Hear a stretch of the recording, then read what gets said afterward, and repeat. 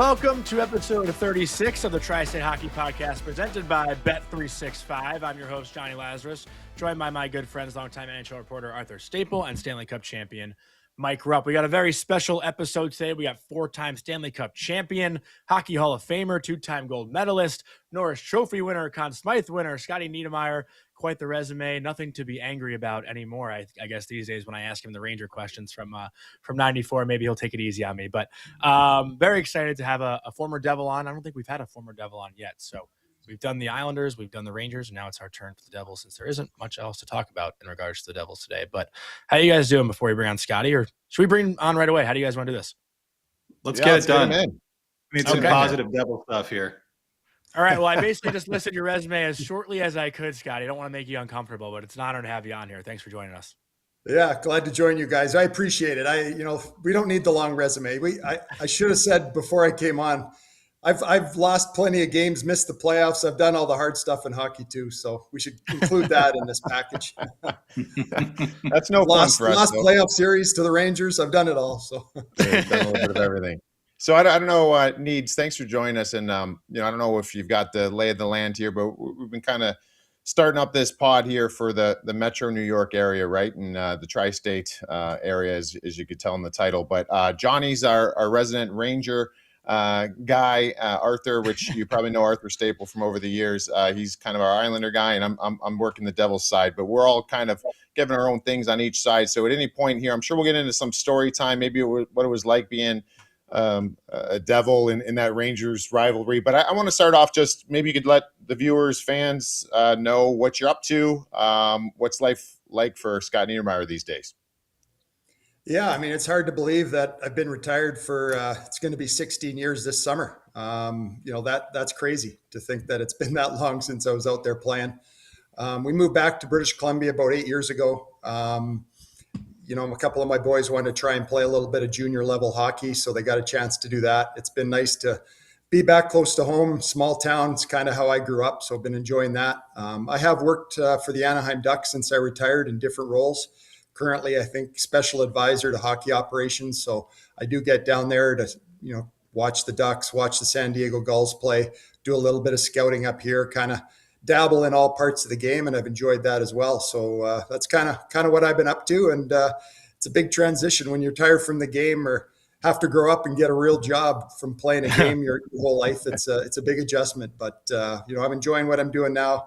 It was fun to be around and help coach my kids as they were getting older playing hockey. So it's all good. So yeah, I want to ask you something on that too, because I'll make you a little uncomfortable as well. Just obviously when guys watch it play, and I had the pleasure of playing with you for a little bit there. One of the best hockey IQs, a very intellectual human being. Where I'm very curious now that you're working in the NHL still with like the Anaheim Ducks. Where are you at with like some of the analytics stuff? Are there certain things that intrigue you about it? I got so much to ask. I just want to know, like, did it take you a minute to get into it? Are you still kind of resistant? Are you fully on board? But then also, what would you have been like as an analytical player back in the day? That's a good question. I'm glad I don't know, maybe there is those analytics out there from the 90s and stuff. I'm kind of glad I wasn't, because there's kind of nowhere to hide now. But I think I've I'm not necessarily embraced it, but definitely trying to learn about it, trying to understand, what all these different metrics mean and how they relate to a game or a player's performance. It's been interesting. I kind of find it's a little bit scattershot. It's really evolving all the time, changing. I know our team is trying to build and do some of their own things, some unique things that we have just sort of in-house with the organization. So trying to keep up on that, as well as what, else is out there.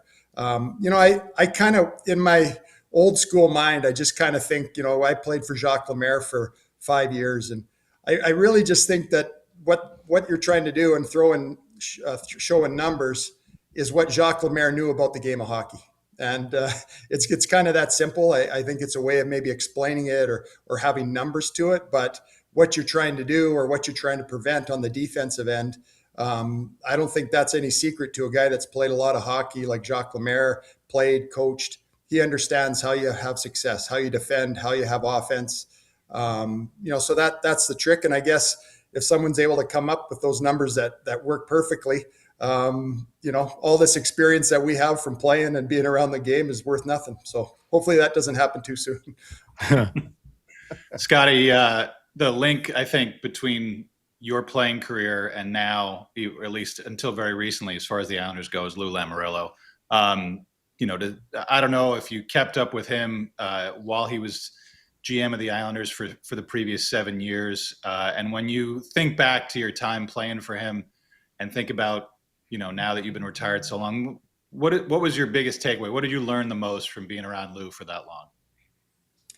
Well, there definitely, was some challenging times. And I had a few contract negotiations with Lou that didn't go my way or didn't go as smoothly as I would have liked. Tough negotiator. He put the team first. That was part of, that was his number one, philosophy, was it's all about the team.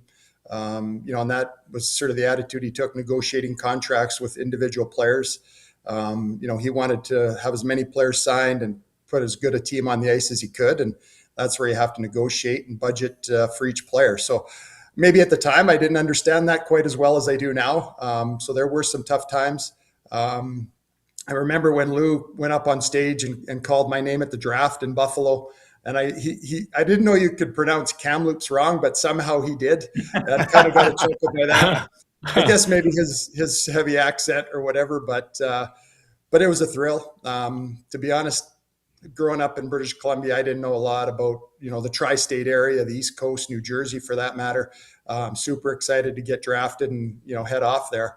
And then again, in hindsight, the work Lou did for the Devils while I was there, we won 3 Stanley Cups. We were a competitive team. And, not a lot of players can say that they've been part of an organization that always feels they can win a Stanley Cup. And maybe at the time I took it a bit for granted, but now looking back, I think to me, that's what I'd be most thankful for Lou, is just the work he put in and the culture that he demanded there that helped us be a real good hockey team and have that success. And then it didn't surprise me that he just wanted to keep working in the game. I mean, that was his life. He loved it. He was a competitive guy. So it never did surprise me that he just continued on trying to win. And that was what he was about. And, I was fortunate and glad that I was part of an organization with him at the head of it, for sure. And in the NHL now, like we said, things do seem to circle back around. And Lou was, I guess, a pioneer in a way of this. We just saw the Vegas Golden Knights fire Bruce Cassidy, bring in John Tortorella in the last 2 weeks of the season. And everybody's mind it's a Devil fan or goes back to Lou doing that not once, but twice, I believe, at least once when you were there. I think once more after you were gone. But take us back to that time when Larry Robinson came in so late in the season. It must have been, I know you guys were ready for anything in that group, but that must have been a shock. And obviously it worked out pretty well because you guys ended up winning the cup that year. Yeah, no, in hindsight, it did work out. But I actually, I remember that one of the stories I do remember quite clearly. I actually was suspended at the time. The team was heading out on the road trip. We were at our practice facility. The team probably had a practice. I think the bus was leaving, say 1 o'clock or something for the road trip. And I was working out. I wasn't going on the road with the team. So things were going as normal. I'm working out. The team had left. The time had passed. And about 15, 20 minutes later, Robbie Ftorek kind of just quietly walked out of the building. And that seemed really odd to me. I was like, I thought the bus left, looking at the clock. Me and the strength coach are kind of trying to figure out what's going on. And then you find out that Lou had made a coaching change. I think we were all shocked. But Lou, like I said, Lou was about winning. And if he believed that we needed a spark or a bit of a wake-up call, he was definitely not afraid to do it. And that time it did work out. Larry had been there earlier as an assistant coach. I think a lot of us players knew Larry well, had a lot of respect for him. And he came in and led us to a Stanley Cup that year, which, I don't know. I'm not sure it's always going to work like that. I guess we'll see how Vegas does. But that year it did work and Lou made the right call. What did you get suspended for? I swung my stick at Peter Worrell. 10-game suspension. No way. Wow. Missed the first game of the playoffs. And actually, we played Florida in the first round of the playoffs. So I jumped back into game 2 of the series, and it's against Florida. Obviously, Pete Worrell's out there. My brother's on Florida at the time. So it was kind of a crazy kind of a crazy thing, but every once in a while, my fuse would kind of get to the end and I'd do something stupid. Hey, Johnny, can I jump in? Yeah, Johnny, please let me jump in before your question here, because I'm glad you brought that up, Needs. Again, I only played with you for a little bit, but you had a little snap in you. You had a little snap in you, and there's that one with Urel. But the other one I remember this pretty vividly, and see if you do. But if you snap, maybe you were just seeing red. It was at the Meadowlands, so it was in Jersey here, and I remember we were playing. I remember it was Lyle Odeline. I'm almost positive it was Lyle Odeline. Something happened, and we were in the offensive zone, and a whistle happened, and you were at the blue line and just came charging in and just, it wasn't by the board, so it wasn't dangerous. You just trucked them right in the numbers. Like and I'm like, holy shit. I never seen Needs like snap like that. Like, is that always something you just had? Did you remember that incident? I don't really remember that one. I believe you.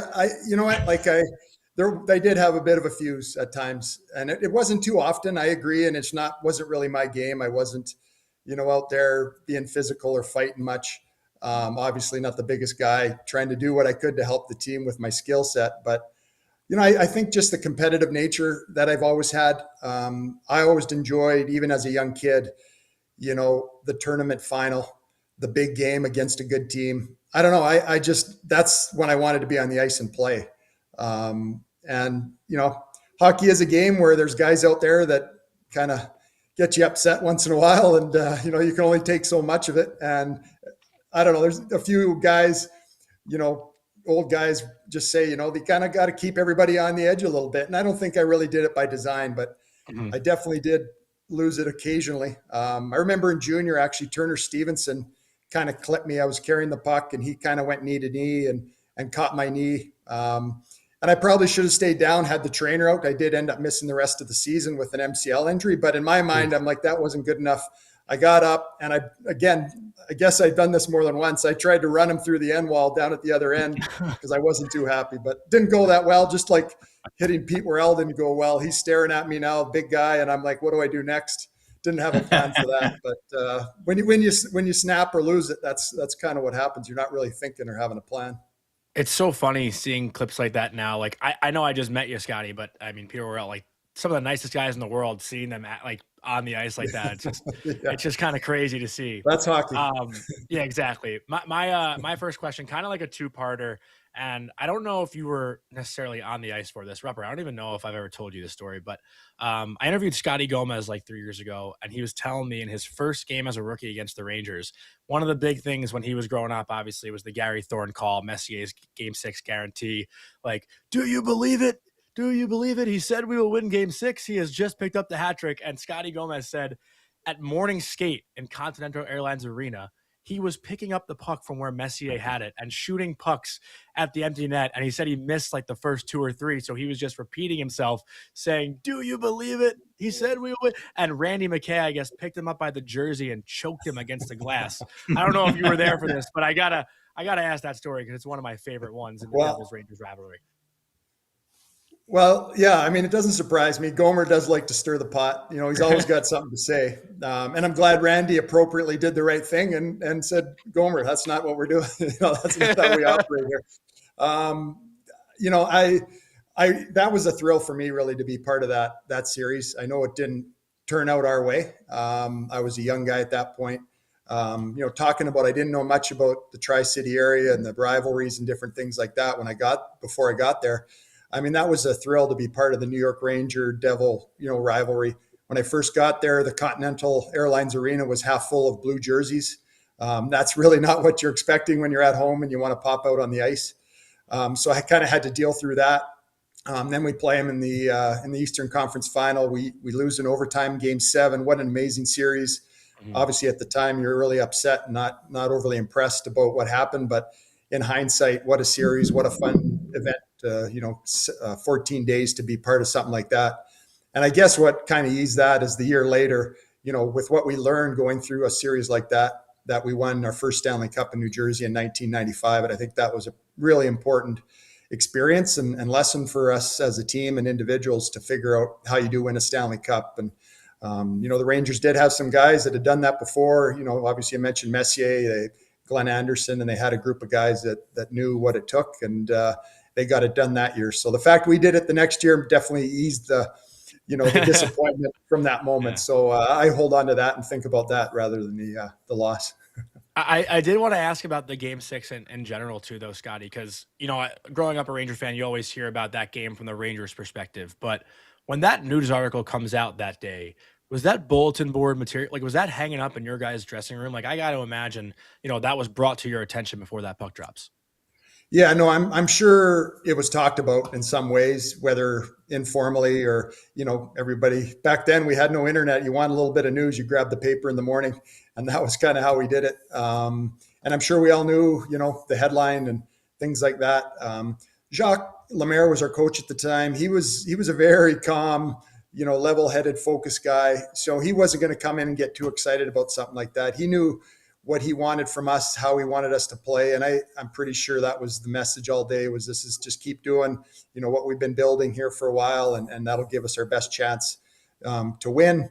Needless to say, it didn't go that way, and obviously a pretty legendary thing to happen. I think Messier has kind of said that he didn't really mean it in a real guaranteed way, but that's what the headline said, and that's what it happened, and he pulled it off, and good for him. He's got that story. Maybe we can get Bobby Holik on here. Tell him he told me what he thought of it and what of what in regards to Bobby was basically like, he didn't even say it that way. It was totally misconstrued by the media, and they went out and took it. So I'm like, all right, so we'll see if we get Bobby on here one time to give his opinion, and he'll certainly get that, right? So that sounds like Bobby. He would definitely want to debate it, and analyze it. And what did he really mean by that word and all this stuff? He's a good guy, a unique character. But that sounds like him. Bobby took me on a YouTube journey and a pregame meal one day. So Bobby's last year was that would have been probably like what, that 2007-8 season. He was back in Jersey, and I loved playing with Bobby. He was awesome. He was very straightforward, as everybody knows, but I respected the heck out of him. And that was one of the topics. And then he was bringing up, what did he bring up? He brought up, I want to say it was the Mario 5 goals, 5 different ways. Oh, and he goes, the empty netter doesn't count. I go, why didn't it count? He's like, he pulled it up. We pulled it up on YouTube, and the light goes off before the puck's in the net. And so Bobby, I'm like, Bobby, quit ruining history, man. You're ruining everything right now. Anyways, He liked to argue, for sure. No, he's very good at it. Very good at it too. We do have a clip though. Is this one of the times you maybe snapped you? I want to know a little background on this, Vic, if you can roll. Yeah, well, thank goodness for YouTube, right? My kids can see all this, and we can have a good laugh. Some of the funny parts here is Berder's actually laughing at me here. Maybe once it goes over, you can see Berder laughing at me. Olawa tries to take the jersey off my head. I don't know how it ends up there. There's Marty. He's having a good laugh. Olawa tries to get the jersey off my head there. And, I don't know what he's supposed to do with a jersey when you get it after a fight. I mean, you're upset.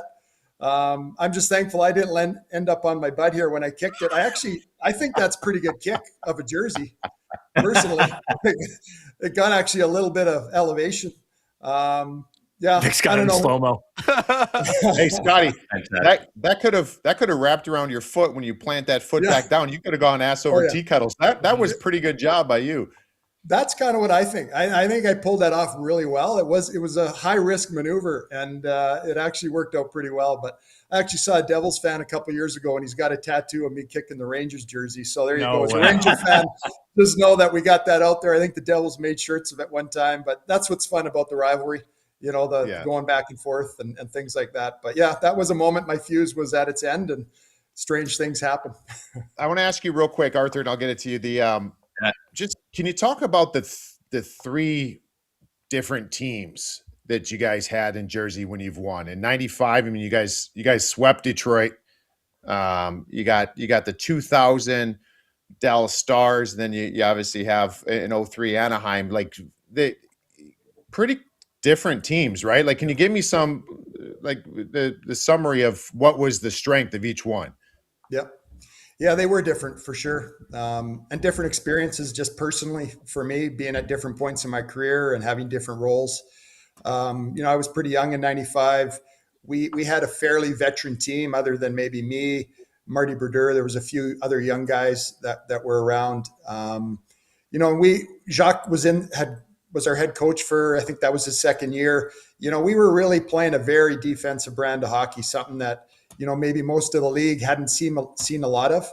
And we were really trying to perfect it. And it was frustrating for teams, playing the trap. There wasn't a lot of room on the ice. Jacques had really coached us in how to, defend as five guys and protect the most dangerous areas of the ice and all these things that back to analytics that they're trying to tell us now. A lot of teams didn't play that way, or most teams, if any, played that way. So we would really frustrate teams. It was something they never saw on a nightly basis. And then, we lost the year before, like we talked about. We got to the final against the Detroit Red Wings. They were a high-skilled bunch of superstars on that team, highly favored. But it was strange. We went into that. I remember walking into the Joe Louis Arena on media day, and there was just a level of confidence we had in our team and each other that we could win it. I mean, we were, even though most other people were saying, Red Wings in 4 and Red Wings will win the cup. I don't know. We just had a belief that we knew how to play. We trusted each other, and that we could win the Stanley Cup. And then we did. I think we caught them a bit off guard, and we were able to sweep them 4-0 in that 95 series. 5 years later, some ups and downs. Had some new young players in there like Sikora, Eliash, Jason Arnott, Gomer, I think, was there at that point, if I have that right. Alex McGillney, we traded for, highly skilled guy. Brian Rafalski was brought in as a free agent. So we had now maybe developed into a little bit of more of a skilled team. And the league had caught up to the New Jersey Devils in 95, and the trap was kind of a common approach to forechecking at different times for almost every team. Teams were more comfortable with it, but we now had talent, I think, to compete with the best teams. So talent-wise, that may have been sort of the best team on paper in that fashion in 2000. Marty's still in net, so that gives you a great chance. And Scott Stevens still there, Ken Danico. I mean, that foundation of the team was still there. So 2000, we ended up winning with Larry Robinson after firing Robbie Fatorik, which was a unique experience. And in 2003, I think we were kind of, not maybe considered maybe one of the top teams. We still really had the core of the teams that we had in 2000. And I think the key for us there was that we just still had that experience of how to win and how to have success in the playoffs. And I think that's kind of what allowed us to have a run there and win the Stanley Cup in 2003. And I guess getting a young Mike Rupp on the team maybe put us over the top. Hey, I will say this. I kind of joking around with it. It's like a couple things happened. It was a whirlwind for me, and you just don't want to mess up. Like I get airdropped into game 4. I mean, I wasn't even practicing with you guys until the finals. It was a black ace. And so I'm literally going in that's like, oh my God, like I just don't want to be the reason why we lose a game or fall behind. So, and I remember by the time we got to game 7, I remember looking around the room and I'm feeling like I should be nervous, but then I'm looking around the room and like Marty still looks like everyday Marty, drinking his coffee, getting ready before. I'm watching Scotty, just being Scotty. Dano's cracking all the jokes he cracks all the time, and watching you know what I mean? And I'm sitting there, I'm like, holy shit, I'm in good hands. Like, I'm good. I don't have to, and I certainly wasn't anybody that needed to really do anything in the game. But then I also, that works the other way too, because after I was fortunate enough to play with you guys and win that cup, I was like, oh man, if I stay in New Jersey here for like 8 years, I'm playing like 3 more finals. Like, you know what I mean? And it's a realization that doesn't happen. I mean, you've gotten 4, Scotty. Like it's pretty remarkable at the end of the day. Yeah. And I think, like you said, when you're in the middle of it, it's hard to have perspective, like you expect different things, or you're kind of living more in the moment. So that's all I was doing, was showing up, playing. I think I took it a bit for granted that I was on teams that could win and had that chance. And it was just a belief. You show up in training camp, you're trying to win a Stanley Cup. Now, I don't think most players on most teams really believe that. They're going to say it. They're going to answer the question, well, we're going to try and win a Stanley Cup this year, but they know they can't. And I really was fortunate that I think really my whole career. Maybe the first year or two in New Jersey, I didn't really maybe know that. But after that, I knew we could win. And I think you're right. Like there's a real advantage to having that experience. You get into those moments and you understand what matters. There's a lot of emotion, excitement. There's a lot going on around the game when you get to a Stanley Cup final, and experience does help. There's no question about it. You just really get focused in on what you have to do to have success as an individual, as a player. You have trust that the other guys in the room are doing the same thing. You go out and do it, and you may lose, but you know that if you do those things, that's your best chance. And I was very fortunate, for sure, to be part of teams like that my whole career.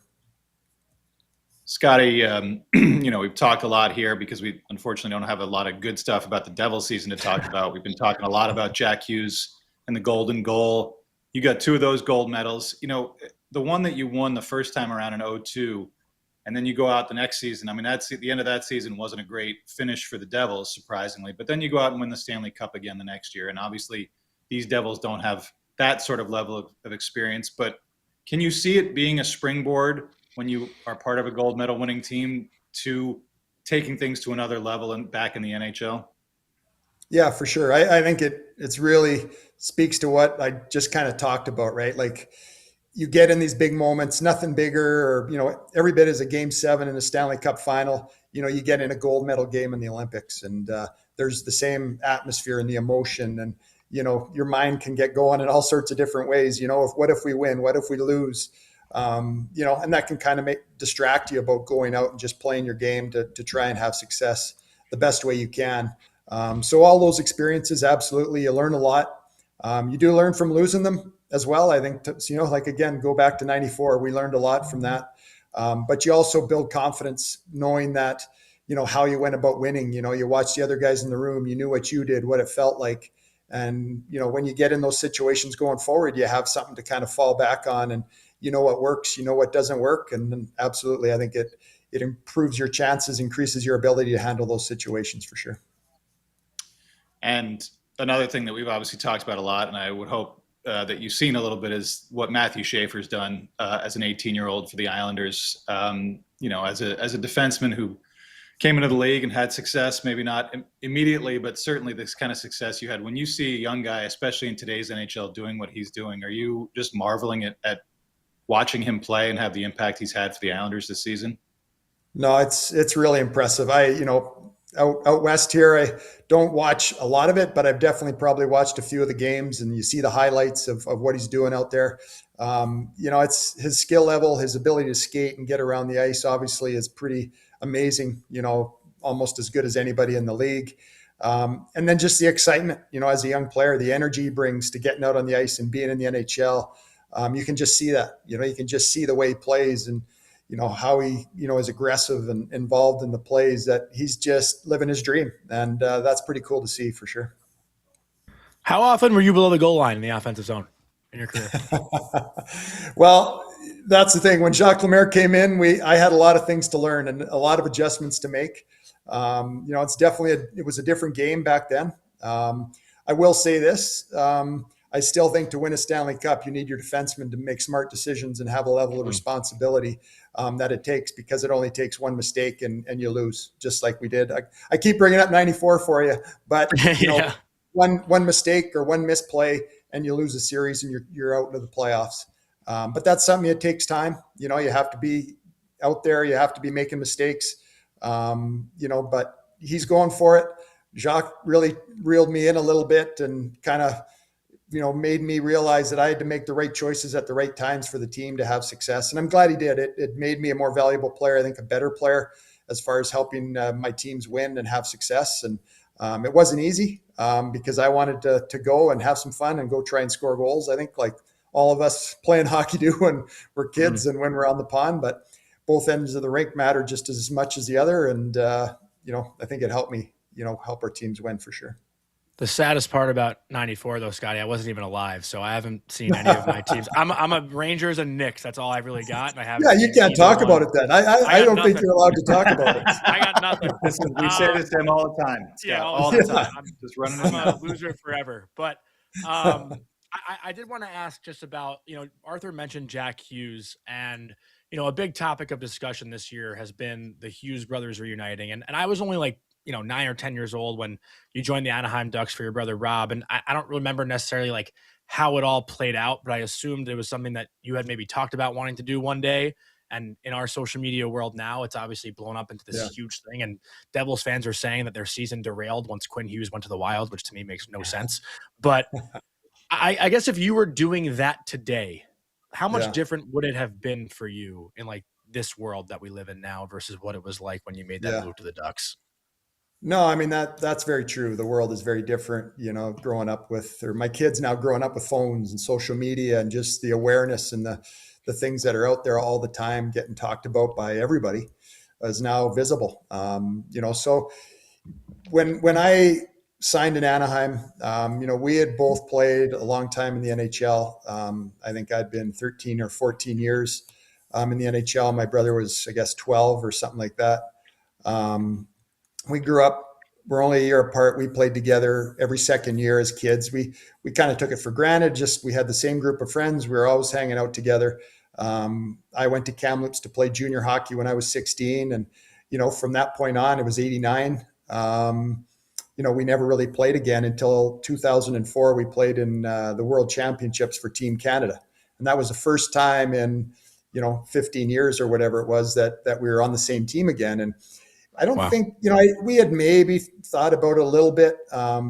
Actually, that's a lie. In 2003, we played against each other in the Stanley Cup final. And I think that was kind of a moment where, it was like, oh, wow, this is kind of fun. But then at the end, we ended up winning, and it was kind of an awkward, or more than awkward. It was really sort of uncomfortable seeing how disappointed he was and having to stand between him and his dream. And that, I think that for us was sort of a moment where, it'd be pretty cool to play together, compete alongside, trying to win together.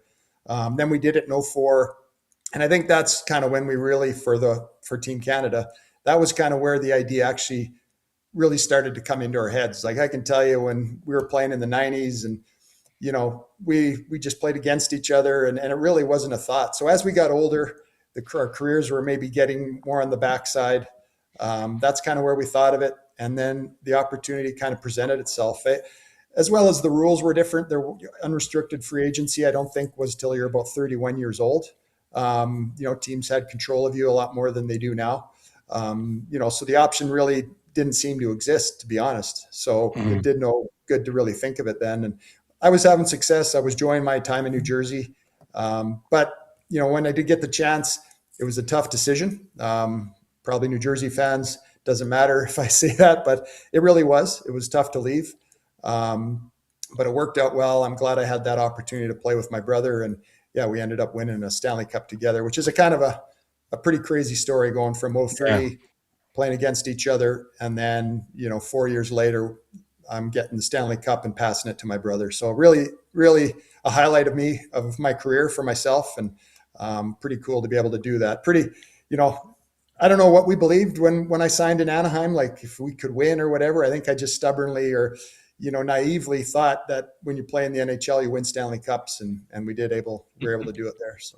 Well, I was just going to say, you don't know Devils fans shit because you gave them 3 cups, so you don't have to apologize for leaving to go to Anaheim.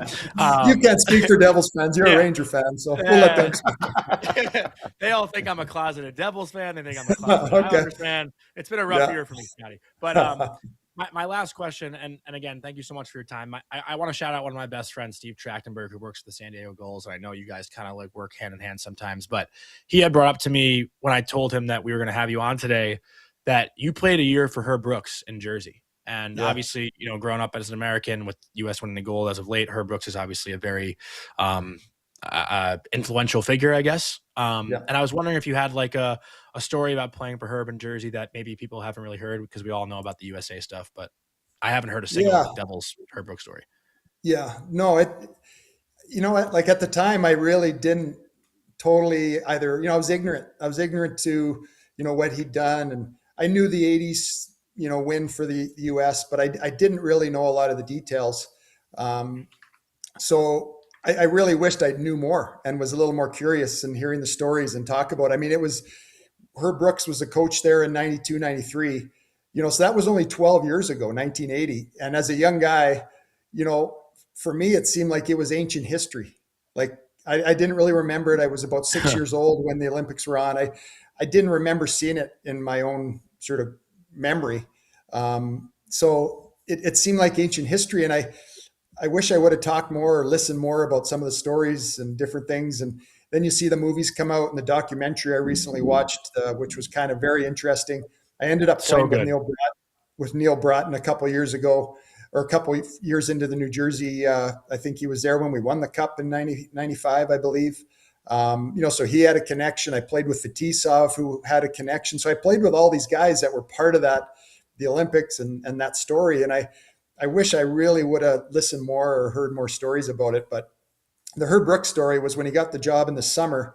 I got a phone call and picked it up. I was at my, still young guy at my mom's house in the summer, and picked up the call, and all I maybe asked, "Is this Scott?" or whatever. I don't even remember. And I said, "Yeah." And then all that was said was, "Legs feed the wolf," and then nothing else was said. And I'm like, I don't know. I'm looking around confused. I didn't really know exactly what was happening. But anyway, after a bit of silence, Herb, kind of introduced himself and said, "Yeah, I got the job," and whatever, just kind of wanted to touch base. And then you see in the, in the documentary and different things where that was one of his sayings, and something he believed in was skating and being able to move around the ice, which, in hindsight was one of my strengths. And I know Herb really liked me, because I could skate. He obviously, in hindsight, recognizing how much he loved guys that could skate and get around the ice. So that's kind of my real memory of Herb. And then when you go back or just recently see the documentary and see some of those quotes come out, I'm like, yeah, I remember those now. He used those in New Jersey with us, and it was pretty cool. And like I said, I didn't understand, sort of where Herb and his reputation and accomplishments in USA hockey were when I was a young guy in New Jersey, which is unfortunate, but I'm glad I got to meet him and, play for him for a year. So when he hit you with the legs feed the wolf, did you say, "Herb, I can play 60 minutes and not sweat"? So you got no problem with that. There's no issues there. Just a fair question. Like, honestly, this isn't to pump your own tires. If, like, we saw Matthew Schaefer play regulation game last week, 31-59. If you were in a 60-minute game, like what could you, to be effective Scott Niedermayer, could you, like, what's a real, could you play 40 minutes? Could you play, I'm serious. Cause I think I played against Duncan Keith. Duncan Keith, I legitimately think could have played, he could have stayed out there the entire game. I really believe that. Yeah. I've gotten a lot of grief for not sweating, so I appreciate that. But oh, that's real. You never said that. Real thing. So I'll say this real quick. People say that, but that's a real thing. No, that you didn't. Yeah, needs, and I'm sure you're sick of hearing this, but I remember it was Yuri Bisek was telling me, he's just like, we're during a game and we're in the locker room, and he's like laughing. He's got his little Slovak he laughs. He's got a little teenage girl laugh, and he's like, "Oh!" It's like, look at Needs. Look at he's like, he played the whole period. He's like, you just had like a couple hairs around your ear. They were a little wet. Nothing. There's nothing on his shirt. Nothing. Like I'm like, whoa! That's the first time I ever realized it. But that was a thing for you, right? Well, the legs feed the wolf, as Herb says, and my legs. I was pretty good at gliding. Like, I was able to kind of keep momentum and position myself, but I've never really thought, like what you asked me as far as like effective, how much. I think I could play 60 minutes. I don't doubt I could do it. Now the effective part really changes, that calibration a little bit. I think it helps now that there's the TV timeouts. You see a lot of, players that they're out there for a shift, TV timeout, you get a rest, and you're right back out there. So that would help a lot. Effective, I guess if I wanted to be able to be moving up the ice and not kind of conserving energy, I think 40 minutes probably, and it really depends on the game, right? There's some games as a D-man, your forwards are doing a great job of forechecking and they're possessing the puck in offensive zone. You're just on the blue line for the most part. So if your team is doing that, the number probably goes up, right? So you're kind of just relying off the forwards and their work. Marty Brodeur, even, the team dumps the puck in, he grabs it, passes up to the forwards. Again, just glide back and up the ice. So if all those things were in place, maybe 60 minutes effectively. I don't know. All right. I got a last one for you. Yeah. Appreciate all the time you've given us here, Scotty. The golden era of Devils hockey, the core group, the ones that have won the 3 cups, you, Marty, Dano, Scotty, and the one that just doesn't get enough love in it, I think sometimes, is just how important was Sergei Brylin. Like, he's on the bench now with the Devils. He's one of my favorite teammates I had. Grumpy dude, but I loved. He was great, and he always treated me really, really well, and played a very long career. What things can you say about what he meant in those 3 cups? Yeah, it's a great point that you're making. You know, to win a Stanley Cup takes 25, 27 players, you know, then staff, coaches. And you really need those depth players, I think, to win. You can't just win it with 2 stars, you know, and a great goalie. You need guys that are going to play important minutes. They're going to be hard to play against. They're going to defend. They're going to chip in offensively when you need it. You know, they're there for the team. They support your teammates. That's something I think about a lot now. Is it really comes down to how much you care about each other. You know, not only, you know, if there's a bit of an incident, you're in there, but you know, your teammate has the puck. Well, are you working for him to make it an easy pass so he can get rid of it? Are you going to the net to screen the goalie so I can score with a soft wrist shot from the point? Like, there's endless ways you can help each other to help each other have success, help your team have success. And Sergei was the ultimate guy at that. Just the ultimate teammate, smart hockey player, didn't cheat the game, you know, could score goals, could create offense, but then defended and always reliable, you know, in that end of the rink. And I don't, you know, it's hard to pick one player and say we don't win with him, but you need players like that to have success. And Sergei was an amazing teammate for sure. Great player. Oh, well said. Well said. Well, hey, you were phenomenal to be able to share the ice with, and we appreciate you sharing some time here on our podcast. Needs great catching up, and hopefully we'll talk again here soon. Yeah, I enjoyed it, guys. It was a lot of fun. Yeah. Thank you. You said you're not a good Thanks a lot. storyteller. You crushed it. Thanks, guys. I know, that was awesome. Appreciate it. Yeah. That was good. You guys helped me out, so appreciate that. Thank you. Thanks, Thank you. Needs. Big thanks again to Scotty Niedermayer for hopping on the show. While we are talking Devils, we do have a Devils voicemail. So now we'll get into Devils, Islanders, Rangers, talk about how the 3 teams have been doing this week. And with that, Vic, why don't you queue up our first voicemail here from Ben? What's up, fellas? This is Benny down here in North Carolina. Love the pod. Rupper. The Devils have lost 16 of their last 17 in Carolina, including the playoffs, and they scored 2 or less goals in 13 of those. As you know, Saturday I went to the game, and, you know, initially I was feeling good up until the second period. So what is behind the Devils' struggles versus this team? Like, they seem to neutralize our speed. We can't handle our forecheck.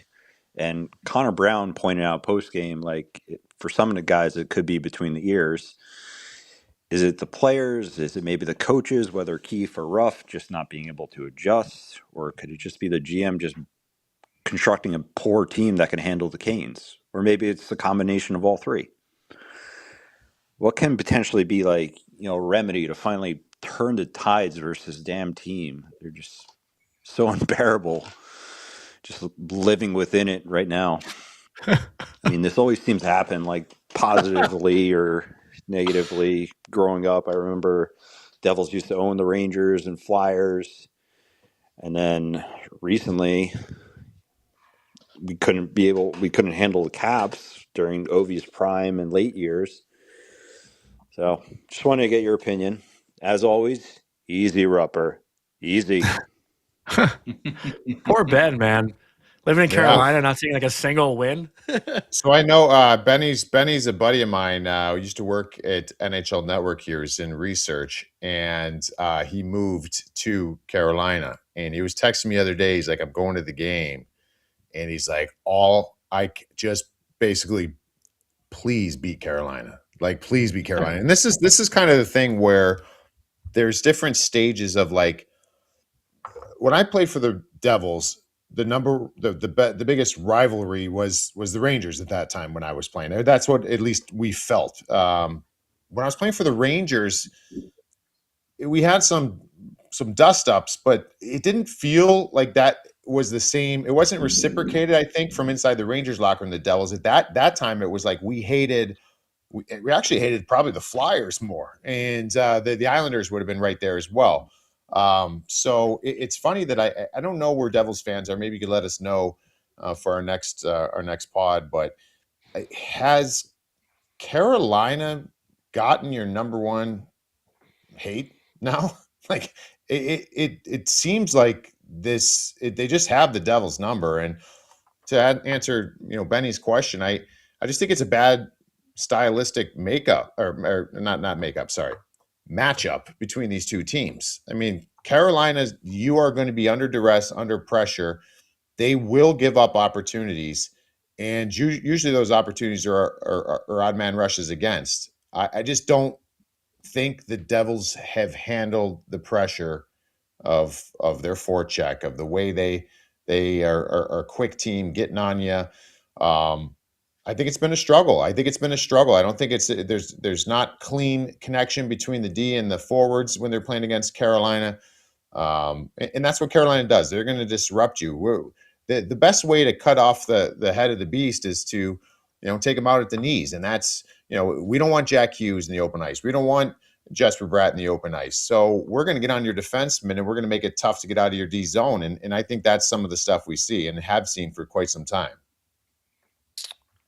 I feel like here you go, Arthur. Sorry, I'll add. I think I coined the phrase way back when, shitty ass goals, which is the Carolina signature, with the way that they kind of move east-west through the offensive zone and just funnel pucks from everywhere. And it's the Islanders too. I mean, I think they both got 2 playoff losses to Carolina each in the last few years.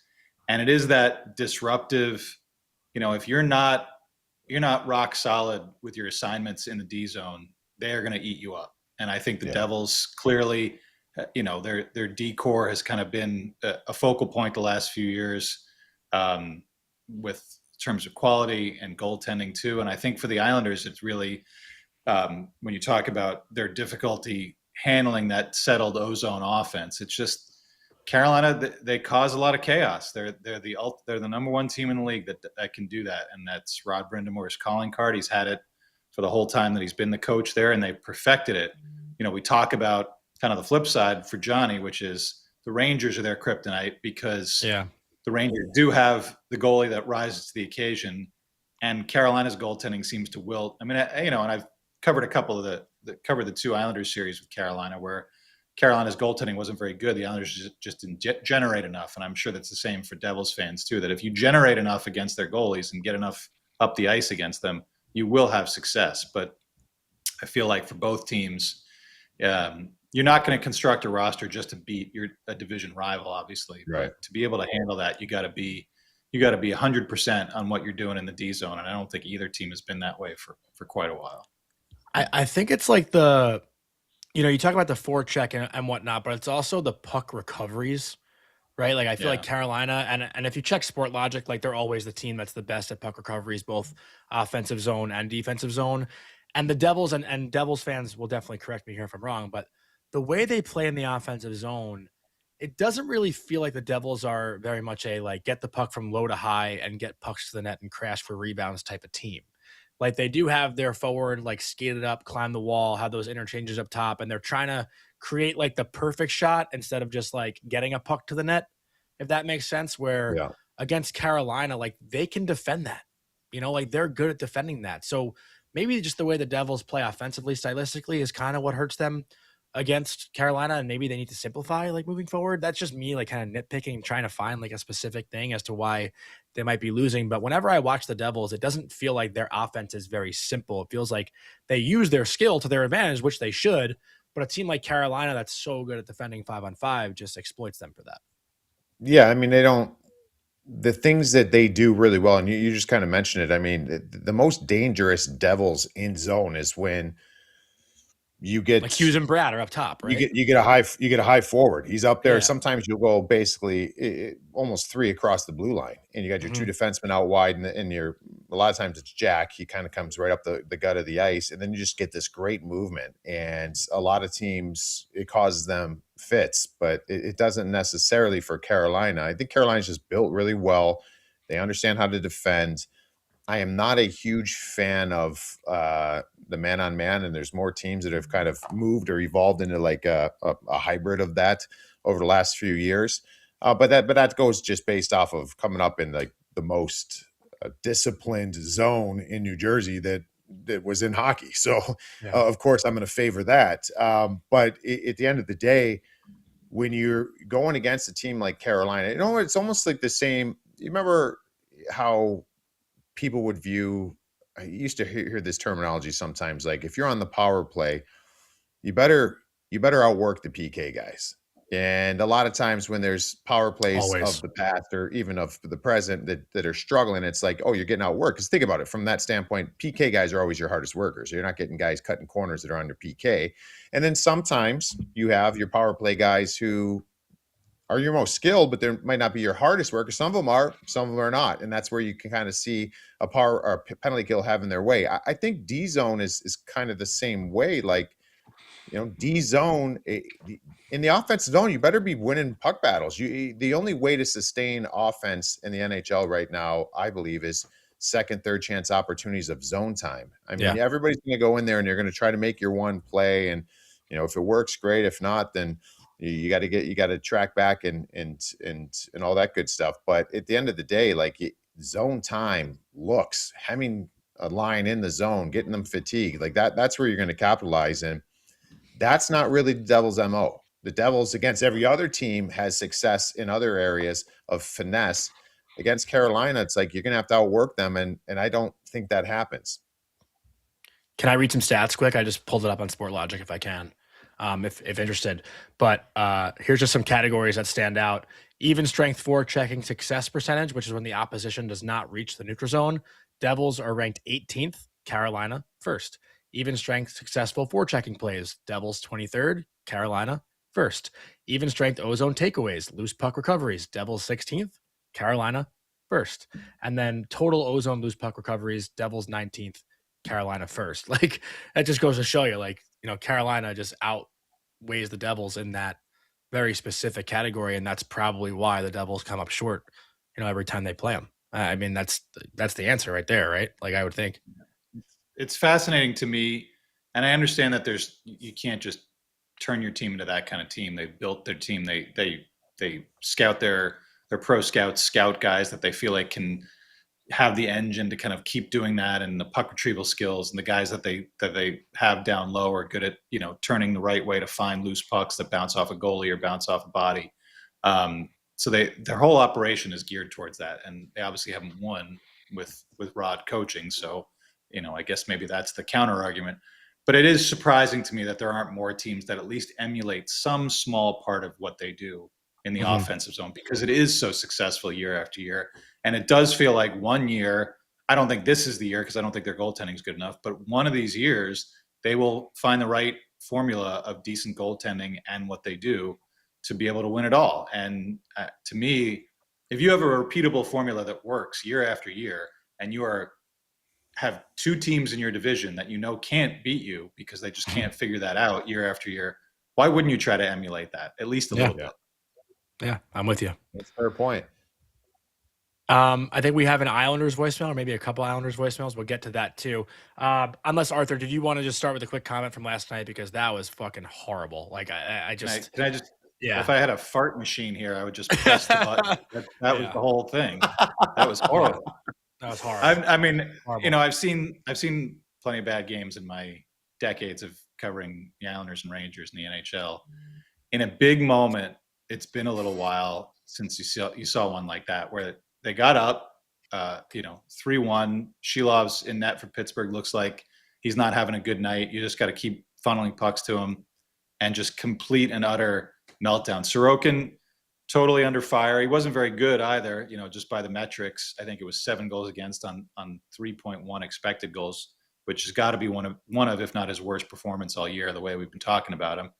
But I've never seen a team just abandon whatever they were going to do in the defensive zone like that in the middle of the game. The first period, no high danger chances either way. It was totally cautious. It was exactly what you'd expect from two teams that are jockeying for position like that and jockeying for a playoff spot. And then in the second period, they got a couple goals and thought, cue the Harlem Globetrotters music. We're not going to pay attention to anything on the other end. And it was horrible. And come right back at it tonight in Buffalo and make this game huge. If they lose this one in regulation, I would imagine that their playoff percentages drop probably into the 30s, maybe even into the 20s with all those teams chasing them. So they really put themselves behind the 8 ball, and it was a full team collapse, and that was pretty disappointing to see. I think it was 10 odd man rushes against, maybe more actually. I know it was like 13 grade A's. Yeah, terrible.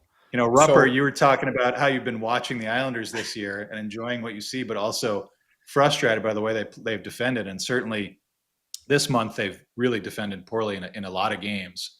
I can't imagine what you were probably throwing shit at the TV last night, because that was just an abomination. So I don't want to be too reactionary here. You can, because like it was, you're among friends.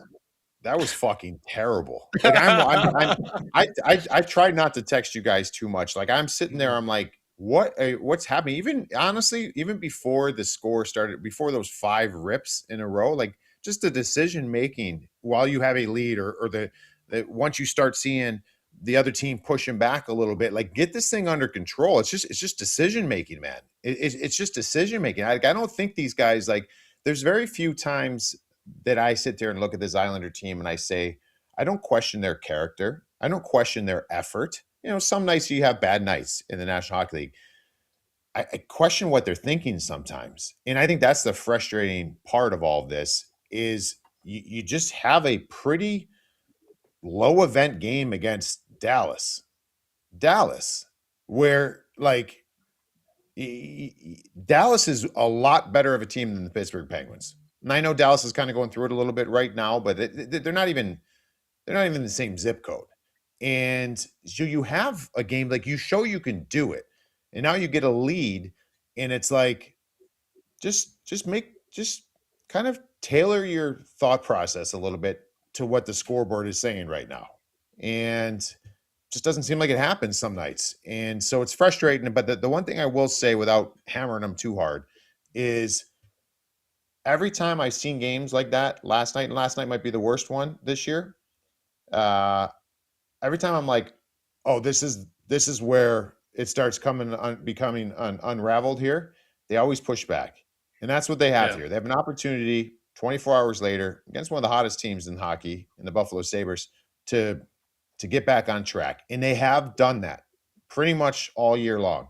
So I'm going to hold off and see how they respond in that game, because I do think they have really good character inside the room. But my question now is, like, and I don't think Ilya Sorokin was great last night, but he saw a lot of stuff he shouldn't be seeing. Should he have come out earlier? Do you just run him through this gauntlet of the remaining games? I don't know what other choice you have, but tonight's game is the most obvious statement ever, is absolutely huge for the New York Islanders. Is Sorokin going to start tonight? Has that been confirmed? Do we know? They didn't have him on skate today, obviously. No, they'll confirm it in a couple hours. I feel like he's got to. I feel like he's got to. I don't think you take him out. I don't think you take him out if you're already fully committed. David Riddick's going. You're not taking Ilya out tomorrow. He's got to eat that one. Yeah. So, but then I was like, because I think he came out on the 7th goal. Like, but then I'm thinking, like, why didn't you take him out early? Whatever. We'll see how they respond. They usually do, but last night was an ugly one. They've got 2 days off here after this one, and then they got another back-to-back Friday, Saturday. So with travel in between, like this one, which always complicates things a little bit. But I feel like even if the plan was Riddick tonight, you gotta scrap that. If the goalie coach says, shows you whatever the charts show and about recovery and all this stuff, I think if you're Patrick Waugh, you got to crumple it up and throw it out and say, he's our guy. He's the only reason we're here right now. We let him down. He let himself down last night for the first time probably this entire season. Everybody's got to come back, and you can't do that in front of your backup. If everybody needs to build themselves back up and be sharp, Sorokin's got to be the guy. So I feel like it's a no-brainer. I'd be really surprised if it's Riddick. I had one question, and I know we have a voicemail in regards to like the Islanders power play, so this question could kind of lead into that. But Barzal's been on the second unit for now, I guess 2 games. I think against 2 games. Florida. Against Florida, he was like on the ice for like maybe a long shift prior to a power play. The Holmstrom got put in his spot, and Holmstrom scored, so Waugh kept it together. And I think the first goal of the game last night was Barzal's second unit. Anders Lee scores in the power play. Yeah. But I think that same unit was out for a shorty, right? The shorty that kind of started the spiral. So is Barzal now going to get back in the first unit? Like, do you know what Waugh is thinking here? Like, this is a pretty big deal as well, having the Islanders' best offensive weapon or player. I mean, you can argue Bo Horvat, but I think it runs through Barzal on the second power play unit this late in the season. I don't think they're at the point. I mean, their power play is also 16%. It's been in the bottom 3 or 4 in the league the whole year. So they are not a Rangers situation where it's PP1 and then PP2 gets about 10 seconds if they get anything at all. This has been a work in progress for the entire season. It hasn't worked at all, well at all outside of maybe a couple of games. So it was a good change to make. I think Holmstrom's got a heavy shot when that kind of interchange he had with Schaefer to score that goal against Florida, which turned out to be the winner. I think it's a good change, but I also think, frankly, who cares who's on which unit? They all need to be better. And, to give up that shorthanded goal and especially the effort on that shorthanded goal. I think it was Emil Heineman was just kind of, the handoff between him and Adam Boquist was a little confusing, but you got your guy right there and the pass goes through and he doesn't put a body or a stick on him. It was really where it all just started to fall apart, I think, as Patrick Waugh said last night. So, it'd be a bigger deal if the Islanders power play was humming and if the team was humming and you just took Barzal off because you felt like you needed a little bit of a switch. And then maybe if Patrick Waugh was feeling stubborn about putting him back, then maybe it's a thing, but it's not a thing when they're not scoring. So I'd say, especially with no practice in between, keep it the same for now. And got a day, you get one practice day before the next couple of games, and maybe you can figure it out then. Mm-hmm. All right, so let's play our Islander voicemail, Vic, if you can cue that up. This is from... Hey, guys. David. Love the show. This is David from Knoxville, Tennessee. Big Islanders fan. Drives me crazy on the Islanders zone entry on the power play. When you'll see guys coming up the ice with momentum like Schaefer, and every single time it seems like their plan for entries is to drop the puck backwards to Barzal. And we have our other 4 guys just standing without any momentum on our side of the opposing blue line, waiting for Barzal. So we have 4 guys with no speed at all. And then on the other side, the 4 penalty killers are just waiting at the blue line because they know our zone entry plan every time is for Barzal to come from the back and lead the entry in. I wanted to get your guys' thoughts if this is one of the reasons our power play is struggles so much. Again, sometimes you see Schaefer just whipping around the net, coming across center ice with a lot of momentum. And every time he has to drop it back for Barzal, and we have our other 4 guys just standing still on their skates, waiting for Barzal to cross the line. We have no speed, no momentum coming into the zone. And wanted to get your thoughts on that as a general plan for zone entry on the power play, and if that's something that's hurting us.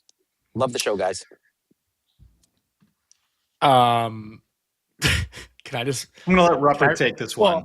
Can I read out a stat quick? Yeah. Sportlogic has the Islanders' power play breakout success percentage as first in the league, 93%. Reaching the ozone. So but I get it. Like when you watch it and it doesn't look good in one game, it feels like it's that bad. But I'd say like Barzal receiving that drop, and every team does the drop, right? Like every team is doing this breakout for the most part. That's the thing, David. David doesn't need to watch all the different teams like we do. That's standard issue power play. Is get the momentum, try to suck some of the penalty killers towards you. You drop it off. That guy comes with even more momentum while they're moving forward. Then you've got to get somebody behind it. So yeah, this is standard issue stuff. I think the problem for the Islanders comes while they're in the zone. Barzal has been so much of a wild card, and we've talked about this a couple of times. once Matthew Schaefer becomes the kind of the dominant puck possession guy in the zone on the power play, which should be next season, it seems, that power play is going to look a lot different because people are going to have to read off Schaefer, and he's a little bit more dependable than Barzal is. It's not a knock to out of left field to say that Barzal needs to.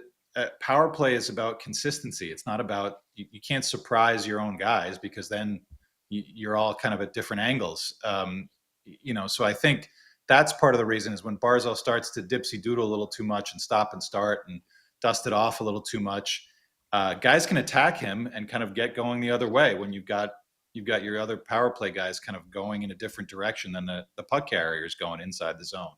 And I think that's a little bit of what happened on the Raquel goal that made it 3-2 that kind of started the whole Avalanche coming the other way. So, I don't think it, I wouldn't have said it was the zone entries that was the problem. I think it's more the consistency and the dependability of the guy that seems to have the puck the most on that power play one, which has been Barzal. And you take him away, they weren't successful with it against Pittsburgh, but the fact that they were successful the previous day against Florida with Holmstrom there, because Schaefer was the guy. And I think Schaefer is a guy who you can anticipate what he's going to do, even though he's so good at it. So, I just think a lot of their issues on the power play come from when they're settled in the zone. Looking at ClearSight, you were looking at Sports Logic. Yeah. ClearSight, they've been top 10 all year in expected goals on the power play, which makes it even more ridiculous that their conversion rate is so low that I think they're getting to the right spots. They're just not doing enough once they're there. Rupper? Honestly, I don't really have much to add. No, I mean, I think that the one thing with Barzal on the power play that's frustrating at times is just his cutbacks, and he holds on to the puck a lot, and that's what he does. But as a PKer, like, that's perfect. He's not really getting anybody running around. He's not opening up seams. I mean, he has possession, so he doesn't get pinched off very easy and turn the puck over, but the clock's running and he's on the outside. So, I mean, it's I think there's been a couple shorties against in the last few weeks that has been frustrating to me. I think that's something that always takes the wind out of a team's sail in a big way. So, but you guys kind of nailed everything else. I mean, I find it just to be, I don't care where a team is league wide on their power play. Like, just score us the ones when we need them. And I'm just going back to even when we talked, when we had needs on in 2003, like, we had the worst power play in hockey in that year. Like, the power play in the playoffs was horrible, but you still win with not a great power play. Just give us that's the one rare though. When we that's need rare it. now. No, there's been some. There's been a couple teams. There's been some in recent years too. Really? Like, you don't need. I guess my point is like, well, Johnny, we've heard this conversation all the time. Arthur, you've heard, like, where you talk to any coach, just give me a PK, give me a reliable PK. They'll take that over a power play every day of the week. And it doesn't mean that you can just live with your power play being crap. No, that power play needs to win you some games sometimes. But to rely on a power play is a dangerous place to be. Like, to be, I've seen that. Yeah, we know that from the Rangers. You know what I'm saying? So it's phenomenal, and the Rangers are a perfect example. When you have a dominant one, it could do worlds for you. I don't know. I guess the big thing is just to continually tweak things. If you're getting, like, some of the analytics that are showing, like you said, Arthur, they're getting the looks. Got to try to find the finish. It's always evolving. But at the end of the day, I don't care if they go 0 for 15 in the one game, you go 2 for 4. We're going to need you in the 2 for 4 game. You know what I mean? Like, it's I don't think that their power play is not generating looks. They just got to find a way to bury. Yeah, I agree. No, all points well said. And David, pretty cool. Knoxville, Tennessee. Love to hear more of his voicemails. We got Knoxville, we got Carolina today. These are interesting voicemails that we're getting. But nice, very good. Little bit of time here for the Rangers. No Ranger voicemails. We haven't really gotten many Ranger voicemails as of late. I think fans are maybe giving up a little bit. But Arthur, you put out a tweet today mentioning, Adam Sikora, Ty Cartier, Dylan Garand, Drew Fortescue, some of that, like, youth movement that we're seeing with the Rangers. And while it is very exciting, and it's fun. It's keeping people, I think, engaged in these last 5 plus however many games are left in the season.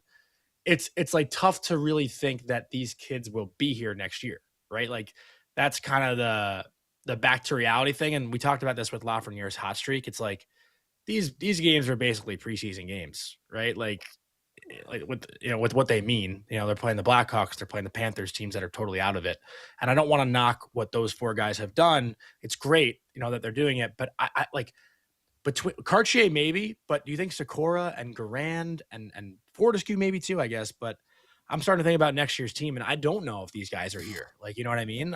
Is that a fair thing to say?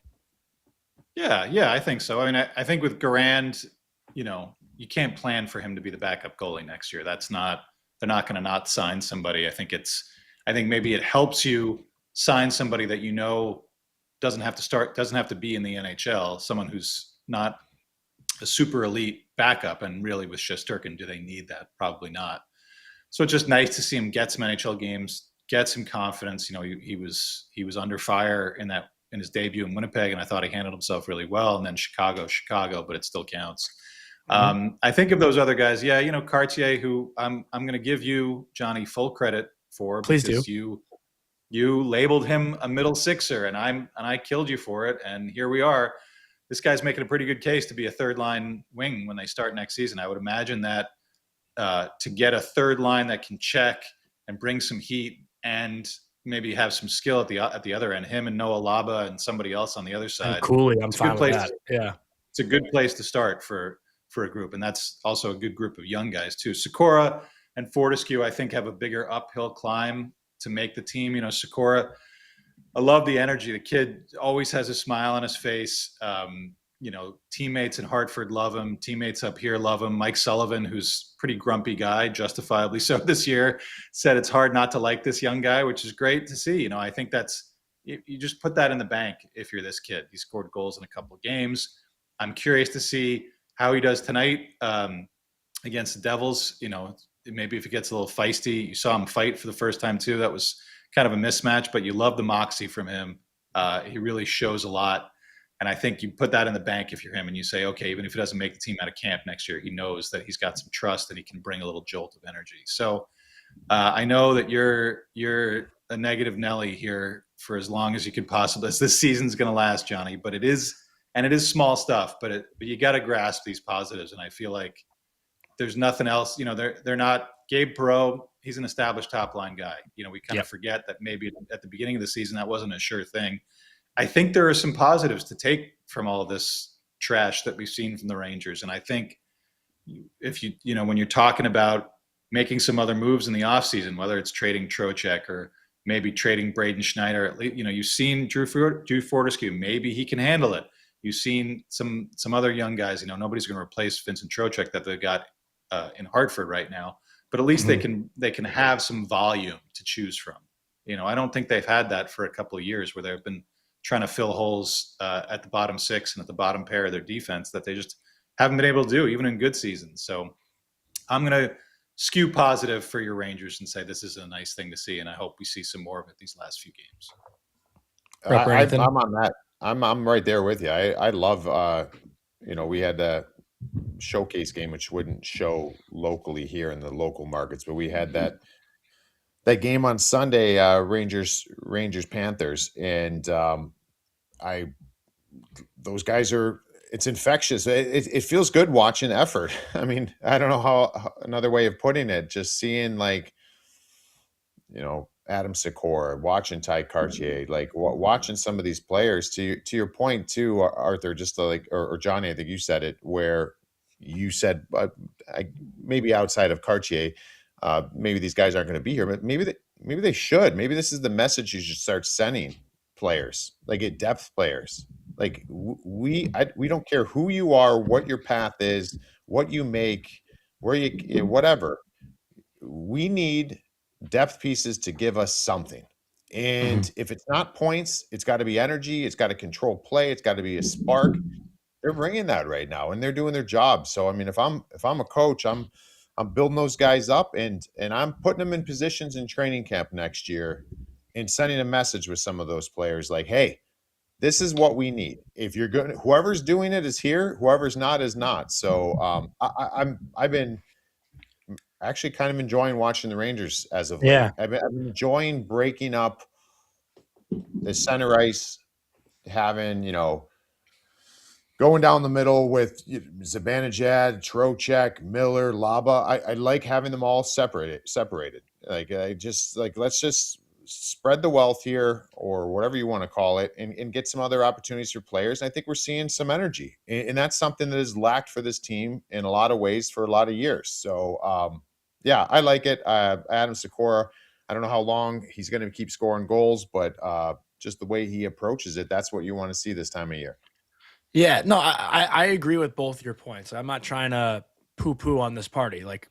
These kids are great. It's been so fun. You to are actually be at poo-pooing on Garden the and watch. party, Johnny. Well, I'm really just thinking of next year though. Like, I'm looking at the lineup, and the Rangers are saying they want to be competitive next year, right? And if like the lines are the lines right now, I get that. But like our second line right now, I say Cooley, Trocheck, Sikora. Like, I don't know if Cooley and Sikora on your second line right now, like, where are you in the standings? No, you know what I mean? Like, I agree. And the third line is agree with that. Cartier. Like, you know what I mean? Like, I don't know if there's are these guys really top? Like, I get it's great to fill out the bottom six, but with Connor Sherry playing well as of late, like maybe he's earned himself another year here. Like, you know what I mean? Like, he's playing really well right now. Like, this bottom six is gonna run out of room quickly, and all these young guys that are bringing the energy, I don't know if they're gonna fall in somewhere. Like, that's kind of where I am. If the Rangers want to be competitive next year, that second line is gonna need a bit of a boost, if not a big one. Yeah, but I mean, agree. I would argue. Yeah, but you can argue the other part too. It's like, I know he's been banged up, but like we're talking about depth pieces. Those are things that you need to have a pedigree of effort. Like, and yeah, I don't think they're going to be slotted as like line two. I think the bigger concern is what's JT going to look like next year? What is Vinny going to look like? Like, are we going to get a 50-point JT Miller? Because that's not what everybody thought when they went and acquired him. So like, I think that's where the bigger thing is. And I think when you start rewarding players for effort, no matter who they are, that's where like the new tone is set. Like, so if you're going to sit here with these guys and just be like, oh, this is all for nothing, and then in training camp, you're going to go out, they're going to go try to get a scoring winger or whatever they're going to do this summer, and then it's like this is the same thing we've been seeing. So what, like, I don't know. I don't know. I still think there's a cultural change that has to happen in here, and whether it's this core group or not, you got to start somewhere. And if a kid's giving me his heart and soul, and he's got, Sikora's got like knuckle prints on his forehead, and he's laughing out there and smiling and scoring goals, like, shit, play that kid, reward that kid. I'm with that. I'm with that for sure. And I'll say one last thing. When you're talking about Connor Sherry or Taylor Radish, like, for me, if you go into the offseason and you say, I'm not sold on Sikora, I'm not sold on Cartier, so we're going to add some more of these veteran guys, you are doing the opposite of what Rupper said. You are not building culture. You're not building an organization that young guys want to come into and participate in. That's already there. That's already what it is. That's why labeling it. Yeah. Go ahead. Brennan Othmann had his chances, and I don't think he was unfairly treated. But you see your first round pick from less than 5 years ago who says, I want out of here. And now he's in Calgary, and I saw he scored the goal, and he's always been a kid he that didn't get many chances. I mean, he's a kid who speaks his mind, and wears his heart on his sleeve, and I get that. But like, when you do what they've done to their core and remove some of the veterans that you feel like are not going to take you to be sustained to the next level, fine, and treat them the way that you've treated them. The only other path is to take what the few prospects that you've got, and you don't have to hand them anything, but if they're going to take it, like Sikora's taking it, like Cartier's taking it, you got to reward that. Because if you don't do that, then everybody else that's outside this organization, even if you're a 17-year-old kid in the OHL who ends up being a third-round pick of theirs, you say, I don't know if I'm going to get a shot in this organization, because they're not giving shots to anybody. Did I miss something? Othmann said he wasn't given enough opportunity. Yeah. See, like that annoys me.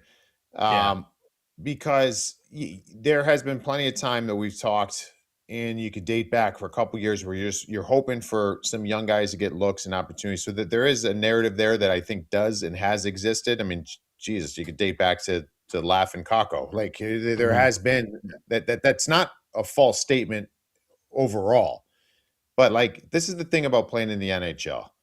You have to grab a hold of it. You might get nothing. Think of it from this standpoint, and like how many guys we've seen. There's players that play in that American Hockey League that are so talented, playing in Europe that are so talented. I mean, I always think back to like here's an example for you. I don't know if I mentioned you guys before, but you guys, Chris Bourque, Ray Bourque's Ray Bourque's kid, and you got Ryan obviously, but Chris, I play with Chris in Pittsburgh, and Chris Bourque could run the AHL. Like he was a player in Hershey, and you watch him in practice, and he's one of the best players, honestly, one of the best players I've seen. Like practicing, unbelievable. And he got an opportunity, and they put him through this stretch. We had him called up from Wilkes, and he played with Sidney Crosby. And Bourque he's an awesome kid. He was a great kid, great personality. Like he worked his balls off. He had like 10 games playing with Sid, and he just couldn't score. That was his chance in the NHL. Yeah. That was his chance. And you could, someone could say, well, Brendan Othmann didn't get an opportunity to play with Sidney Crosby. He played with Panarin. He played a couple games. When you come into the NHL, like I got my first game, I got called up because there's injury. There's no guarantee a second game. I was fortunate enough. I got 2 goals in my first game. So I felt pretty good. I was going to buy myself a second game. That second game starts, I think it was against the New York Islanders. I felt like shit. And all my goodwill was gone. I was going to probably be sent down. So what do? I go pick a fight with Aaron Asham just because I have to get noticed. I have to buy my third game. I have to. I don't rely on someone else to give me my next game. I have to go and get noticed. And then my third game comes. And listen, you guys know me. I didn't get many points in my career, but I was taught to me, get noticed. And I could tell you this. I wanted to notice Brendan Othmann. I wanted to see this big guy, this power forward, these things that we've heard. I didn't see it. And I hope he gets another opportunity. I hope he takes full advantage. But to start pointing the finger, you didn't get opportunities. Like you were on an NHL roster. You were on the ice in an NHL game. That's all you can ask for. I agree. Adam Sikora is not playing with anybody, and he's got 2 goals in however many NHL games. Othmann had 42 Ranger games, 1 goal. So I'm not apples and oranges, but whatever. I didn't hear that. So I just kind of whatever. Anyways. Yeah. Any other points here before we wrap up today's show? I think we're going to go on Thursday for our second show of the week, right? So maybe we'll get some more voicemails for Thursday. Obviously, big game tonight. Islanders Sabres, and then you can call it a big game between the Devils and the Rangers. Just because if the Rangers lose tonight, I think they go 0-7-0 on the year, Arthur, right, against the Devils and the Islanders. So I can't imagine that anybody's ever gotten 0 points in the tri-state competition in a season ever. No. So the Rangers are trying to avoid that, and that will be actually our game of the night presented by Bet365. There are a few things more stressful than a close hockey game. One late back check could make all the difference between a chance at playoff glory or an early spring tee time. That's why Bet365, an official partner of the NHL, is offering 3-goal early payout. If the team you're riding goes up 3 goals at any point in the game, they'll pay your bet out early. Hockey fans have enough things to stress about with 3-goal early payout. Now your bets don't have to be one of them. Bet365, download the app today. You must be 19 or older. Please play responsibly. And we're going to take the New York Rangers on the money line to avoid that 0-7-0 record tonight against the Devils and Islanders. So hopefully they can pull one out, even though Ranger fans are probably rooting for them to lose at this point for draft positioning. But we're going to go Rangers home dogs at plus 100 on the money line. Thank you to everyone who called. Thank you to Scott Niedermayer for joining us. Thank you to our producer, Vic. Thank you to the both of you. And we'll talk to all of you on Thursday. Hope you enjoyed that video, and if you want to see some more Tri-State hockey content, don't forget to leave a like and comment on the video below, and also subscribe to the Daily Faceoff YouTube channel.